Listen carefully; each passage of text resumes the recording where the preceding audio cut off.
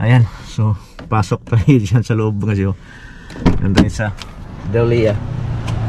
Ayan. So, ayan yung tindahan mga syo. So, ayan mga syo. So, level up na tayo. Dito ko ngayon sa Dahlia mga syo. Ayan. So, bili na ako ng mixer mga syo. Yamaha 12XU.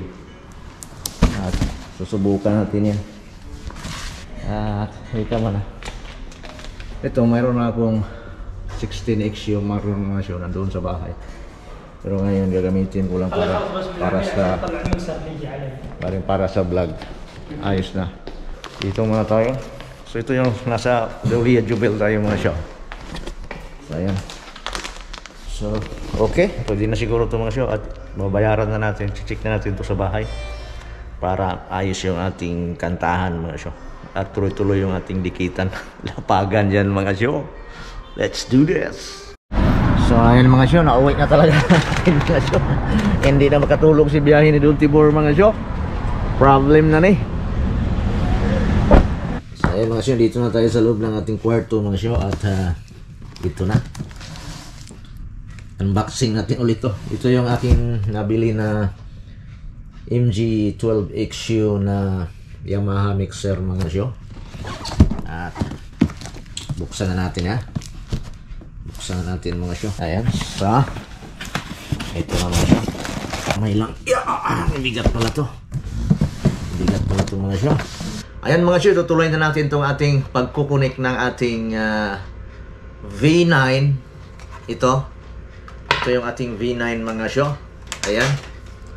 Yan yung ating V9 na sound card. Kukunik natin dito sa ating Yamaha mixer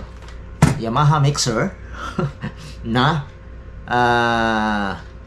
12XU Yamaha mixer, yun. Ano ba yan mga syo? Ayan, ikukunik natin to at papakita ko muna sa inyo mga syo, mga lalabs, mga kapatid, yung mga kakailanganin natin dito ng mga wirings. Bumili na talaga ako ng yung legit mga kapatid na mga cables. Ito ang brand niya mga kapatid ay York. Yan. Diba? Magandang quality talaga ito mga kapatid. Itong York na brand. At papakita ko na sa inyo kung paano natin i-connect to. Ito lang kailangan natin mga kapatid. Mayroon tayong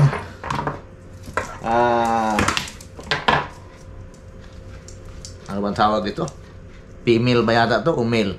Male yata to, male. Comment down below naman mga kapatid. Ito yung ating gagamitin at ang dulo dito ay 3.5. Kung hindi ako nagkamali, comment down below lang.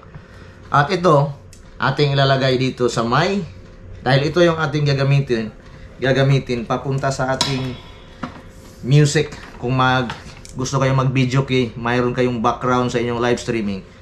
Galing dito sa mixer, papunta doon sa iyong, kung anong gagamitin mo. Kung gagamit ka ng cellphone, dito to sa dulo.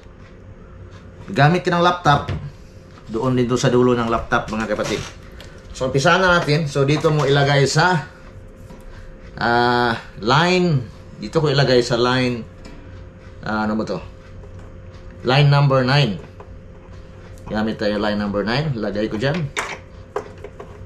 At ayan. At itong dulo na to, dahil ang ginagamit ko ay laptop, doon to papunta sa laptop naman mga kapatid. Dito natin saksak. Sinsya na at isa lang yung aking camera dyan lang sa harap. At ito naman, itong ating pangalawang cable, ikita nyo, ito para sa ating mic. Para ito na yung gagamitin natin. Galing sa mixer, papunta, dito sa ating V9. Ayan, at ito, isaksak mo lang ito sa stereo out ng ating Yamaha mixer. Yamaha mixer mga kapatid, yan lang yan. Tapos yung dulo, ayan, kita ko. Yung dulo nito galing sa mixer, saksak natin dito sa my music. Ikita niyo dyan, music, yan. Saksak niyo dyan sa my music. Okay. Tapos dahil ang ating gagamitin mga kapatid, hindi na po gumamit ng phantom na microphone. Bumili na ako ng dynamic ba tawag dito? Ayan, bumili ako ng dynamic na Shure microphone. Ito yung PGA. Ika mo na. Ano bang pangalan ito? PGA 58 mga kapatid. For vocal microphone. Hindi na ako gumamit ng condenser na rin na mga Rode o mga ganun. Dahil hindi naman talaga ako magla-livestream habang buhay. Ito sa akin, gagamitin ko to pang future na rental ng ating business mga kapatid. Balang araw. Yun. At itong Shure, mayroon akong XLR na microphone cable. Ito yung ating gamit. Saksak mo dito sa my line. Depende kung anong gagamitin mo. Sa akin, gagamit ako ng line 2 dito sa ating mixer. Ganun. Tapos yung dulo nito, of course, saksak mo dito sa ating Shure microphone. Bakit Shure aking ginagamit? Dahil gusto ko Shure na Shure mga kapatid ang ating kantahan at ang ating boses. Dahil mahilig naman tayo sa kantahan. Dahil kung hindi masyadong maganda yung boses mga kapatid, dito na lang daanin na lang natin sa mixer. Ito yung kagandahan sa mixer kasi ma-adjust mo, matimpla mo yung music. Dito naman sa V9, wala naman akong problema dito. Maayos naman siya pero medyo nabitin pa rin ako. Dahil minsan hindi mo ma-adjust yung boses, lalo na pag kumakanta ka ng bibirit ka. Hindi mo makontrol mga kapatid, mababasag yung boses mo pag pakinggan mo doon sa yung live stream. Hindi katulad dito na i-adjust mo, naka-setting ka na dito sa may mixer, may setting ka na. Kukunin mo na yung pick mo, kahit anong sigaw mo, masisit mo dito. Hindi siya lalampas doon, hindi ma-distort ba yung tawag? Hindi ma-distortion. Bahala na kayo dyan mga kapatid. Basta ganun yun. Ayan, kompleto na yung ating pagkakabit nito. Pwede na tayo mag-live streaming mga kapatid. Dahil ito, alam niyo na siguro kung di, yung paano i-connect yung V9. Dalawa lang yung ating connection mga kapatid. Gumamit tayo sa may ang ginagamit ko ay charging. Itong charging, direkta na to doon sa laptop na gagamitin mo kung mag-StreamYard ka. Direkta na to doon. Tapos ito, music. Ito yung pupunta doon sa mixer. Tapos ito namang earphone. Ito yung monitor mga kapatid. Kung headphone ang gamit mo, ito yung monitor mo sa music. Tapos itong isa, ano itong isa?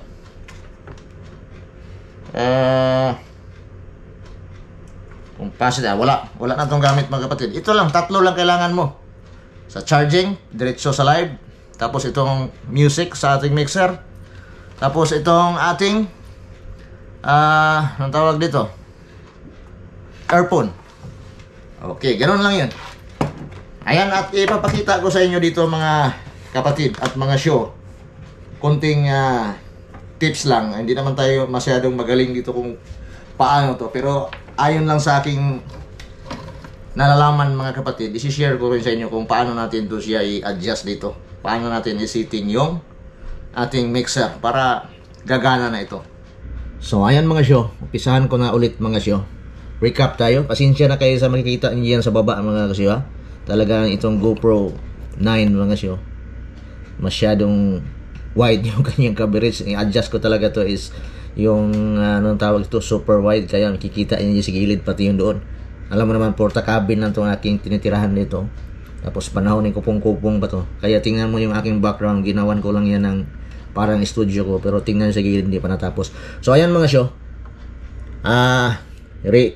re-review ko ulit, recap natin. Ito yung connection mga kapatid, mga show. Ayan, nakikita mo dyan sa likod, stereo out ng ating mixer. Ito yung ating 12 channel na mixer na Yamaha XU 12XU, meaning dyan 12 channel mga kapatid. Ito, ayan yung ating York na ano bang tawag dito, cable wire. Dyan, connect mo dyan sa stereo out dito, left and right. Tapos yung dulo dyan mga kapatid, papunta yan dito sa ating dito sa ating V9. At dyan mo isaksak sa ito, may music. Dyan mo isaksak sa music. Tapos balik tayo dito. Ito naman, itong line number 9 dito sa ating mixer. Ito yung ating gagamitin na background music. At yung dulo naman dito, didiretso yan dito. Laptop ang gamit ko mga kapatid. Didiretso yan dito sa may connection dito sa may laptop sa dulo. Ayan. Kung anong i-play mo dito sa my laptop, play mo dyan, papasok sa mixer, tapos galing mixer mga kapatid naman, ibabato niya naman, papunta dito sa ating V9. Tapos itong V9 naman, babato naman niya dito, dahil dalawang laptop yung gamit ko mga kapatid, dalawang laptop. Either laptop ang gagamitin mo or cellphone. Galing dito sa V9, itong wire na to, kukonek mo lang dito sa may USB sa gilid, dyan.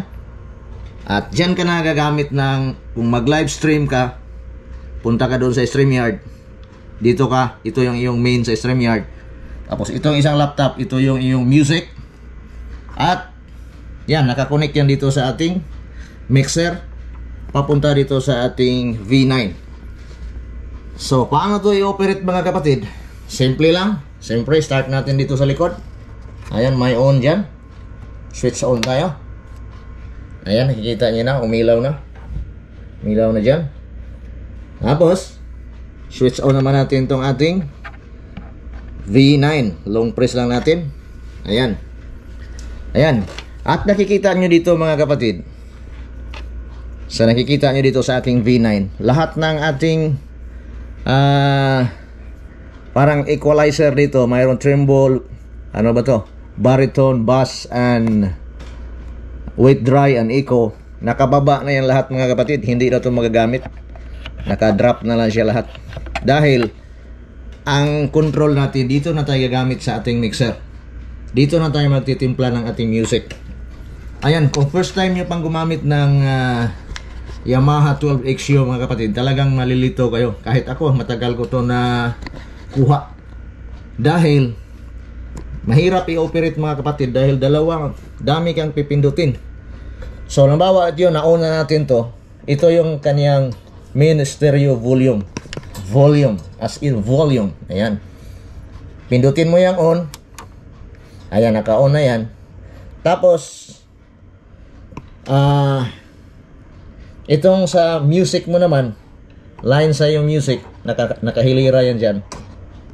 Switch mo naman yung on dyan. Pipindutin mo naman yung on. Tapos galing dyan, mayroon pa yung isa dito. Ayan, yung pula. Kailangan mo rin dyan pindutin. Pindutin mo yan para tutunog. Kasi pag hindi mo yan pindutin, ito lang isa, hindi din gagana mga kapatid.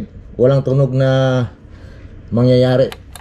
Pindutin mo yung dalawa. Tapos okay na tayo dyan. So dito na tayo magpo-focus sa ating microphone.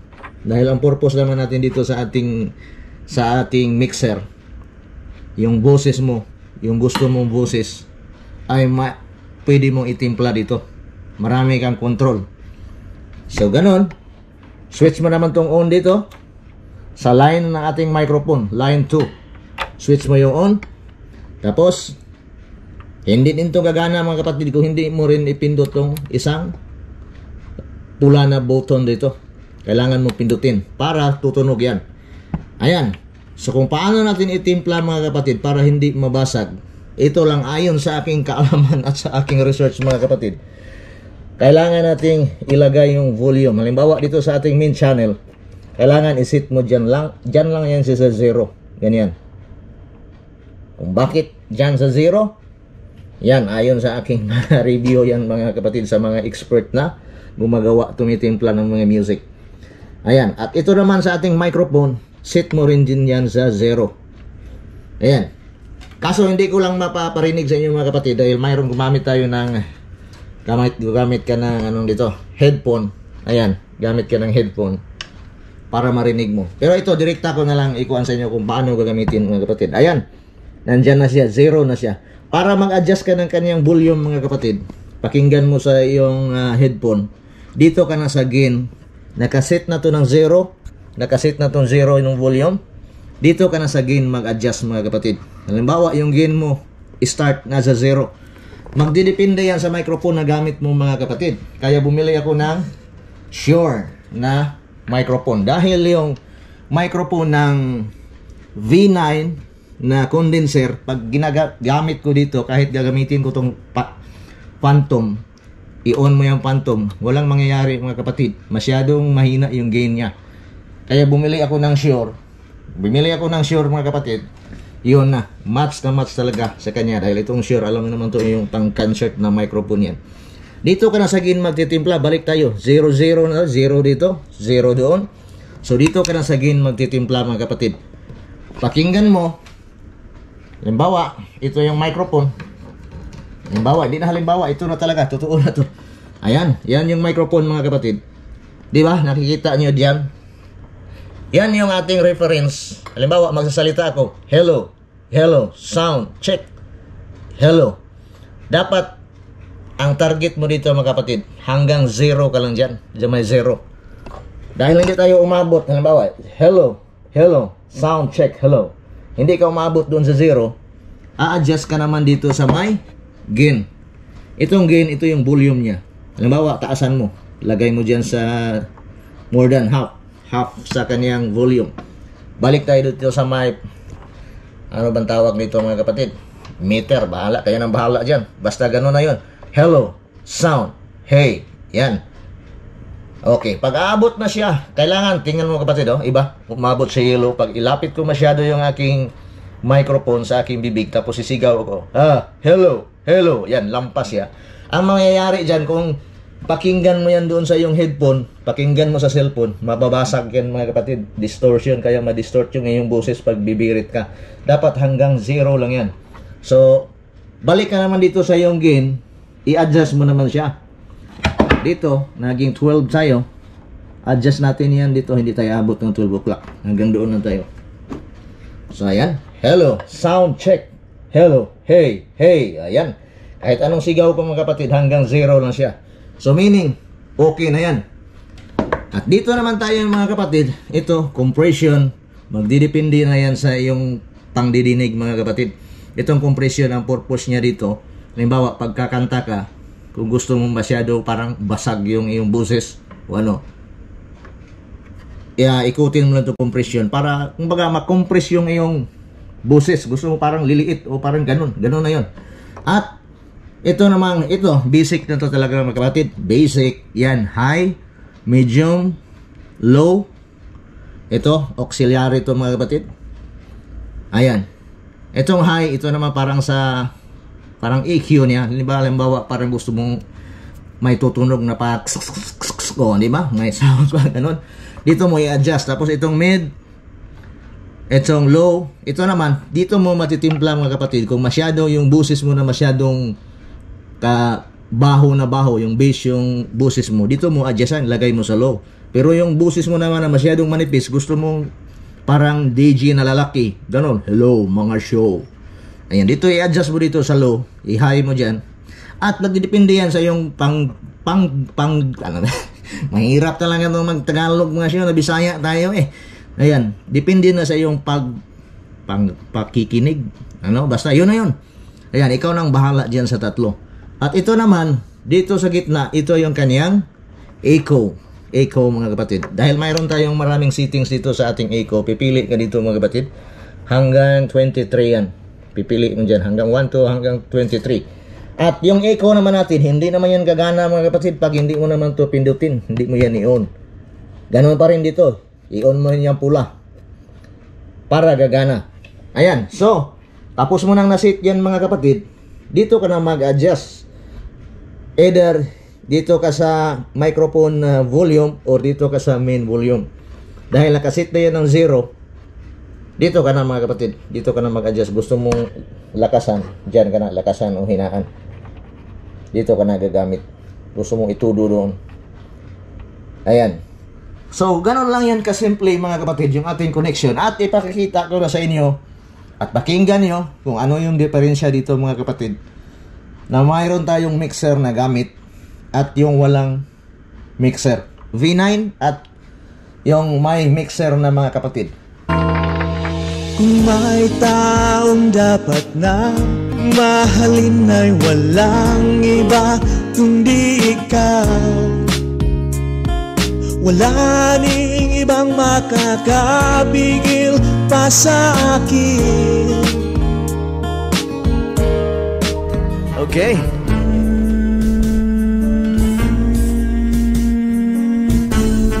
Nandyan ka na naman, tinutukso-tukso ang aking puso. Yun oh.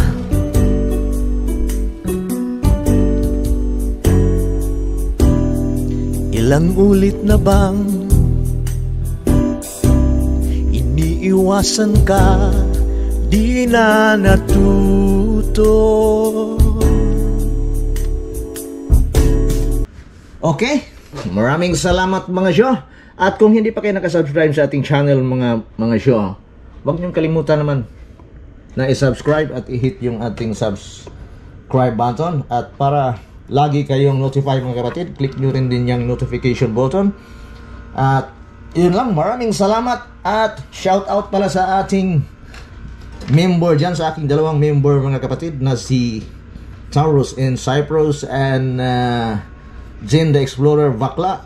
At sa aking anak mga kapatid, sa kanyang bagong channel man na baby pa, si Mr. Sigbin. Shout out sa iyo Mr. Sigbin.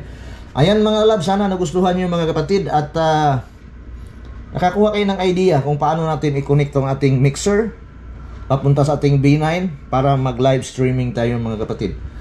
Ayan, kung gusto niyo malaman kung magkano lahat yung ating nagastos dito, lahat galing sa microphone, V9, mixer, mga wirings mga kapatid, comment lang kayo sa ating chat box mga kapatid para ma-replyan ko kayo at malalaman nyo kung paano, magkano lahat ang inabot dito.